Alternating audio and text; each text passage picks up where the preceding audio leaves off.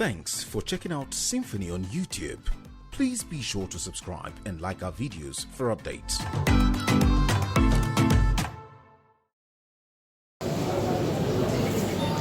Annually, we use 12 as commemoration events at this to promote discourse.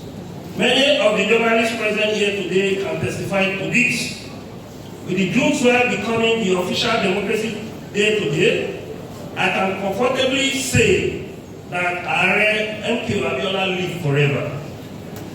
I'm happy because of our effort to ensure that democracy is deeply rooted in Nigeria are not in vain. Our demand that June 12 becomes the official democracy day was one of the greatest rewards and dividends of democracy. The import of this on all of us is that democratic rule in the country has come to stay, and Nigeria must continue to cherish sacrifice made by heroes of democracy. I'm happy to tell you that late MKO Abiola and several other Democrats live forever in our hearts. But it is sad that after 22 years of democracy, Nigeria still not in tune with those worthy ideals that late Abiola lived and died for. The late MKO Abiola in his life represents hope. Remember his campaign slogan, Hope 93. But the question remains, is there any hope in Nigeria? And the answer is no. It is no because the politicians that are supposed to give hope for the hopeless Nigeria are fast crashing their hope and eroding their very foundation of democracy. In the past 22 years, our democracy has only involved in promotion of disunity, rivalry, senseless killings, massacre of Nigeria on a daily basis. The present danger has been threatening the fragile union of our great country, and sadly, Nigeria is sliding toward anarchical terminal points.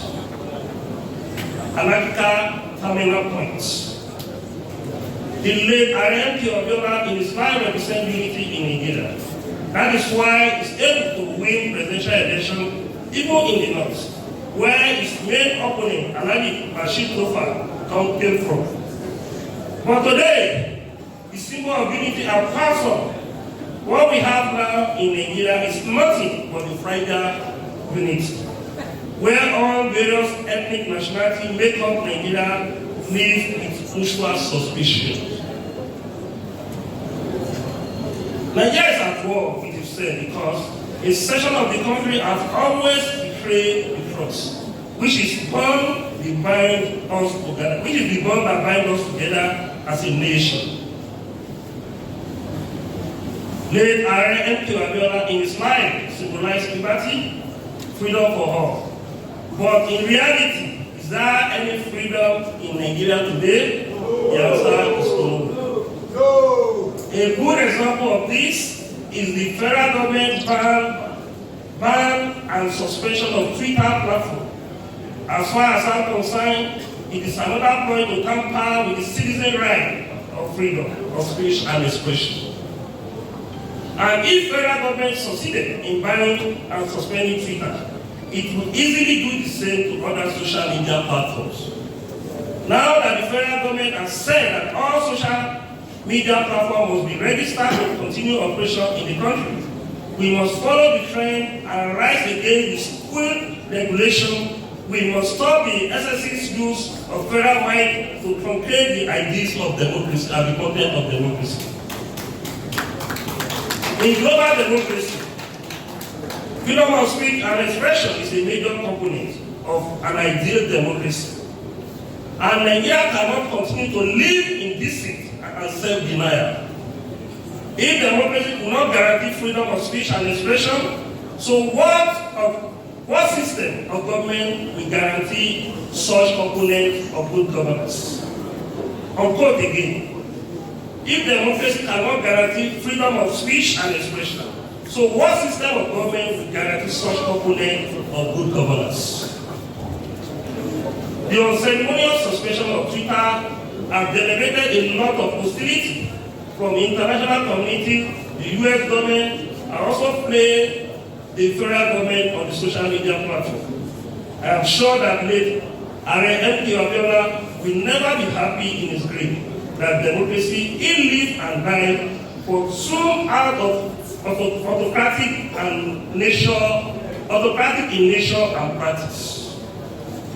Late MKO Abiola will always shiver in his grave, and there are those who have benefited and still benefiting immensely from the democracy and therefore have always lost touch with the masses of the people for whom democracy is all about.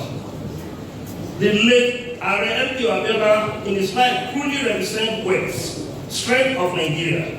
He was one of the richest men in Africa at a time when the country was also the giant of Africa.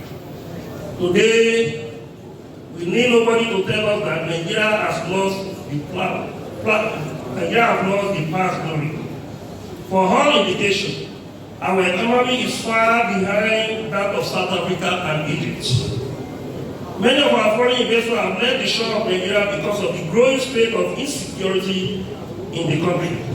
For instance, the 28 countries that make up of the European Union provide the basic infrastructure, including power, good roads, healthcare, and other social facilities for their respective citizens in Europe. Citizens enjoy their life to the fullest. Majority of Yoruba today want self-government in order to put their destiny in their hand. They want to determine their fate and destiny. As I stand before you today, a Yoruba group in Diaspora, Yoruba One Voice YOB, is holding a rally in 174 countries spreading across all 6 continents in the world to support the agitation of self-determination.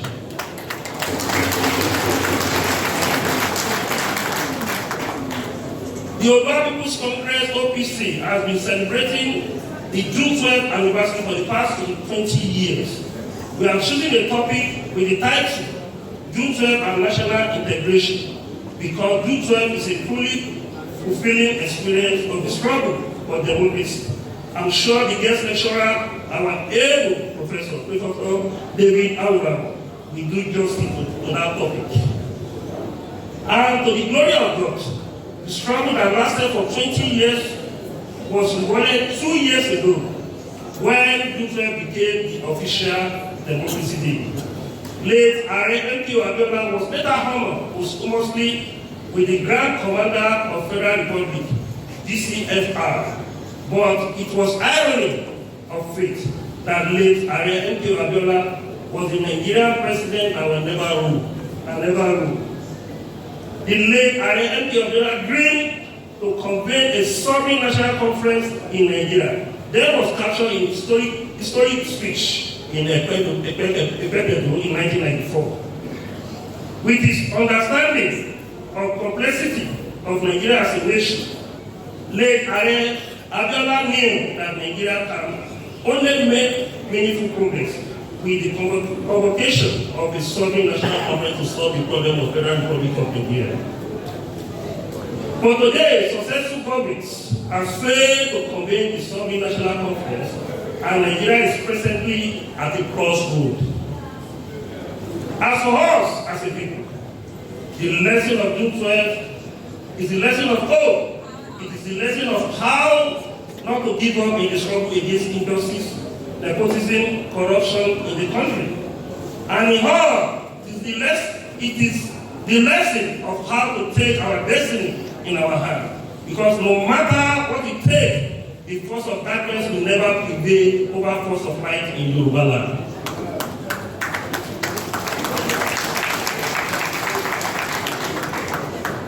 As I've said earlier, late MKO Abiola will not be happy in his grave to see Yorubaland be overwhelmed daily by a state of insecurity, wanton killing, as it was in Ibadan last Sunday. Finally, I want to tell those enemy infiltrating Yorubaland Their days and numbers. We will never allow criminal Fulani extent to kill and maim and destroy our heritage.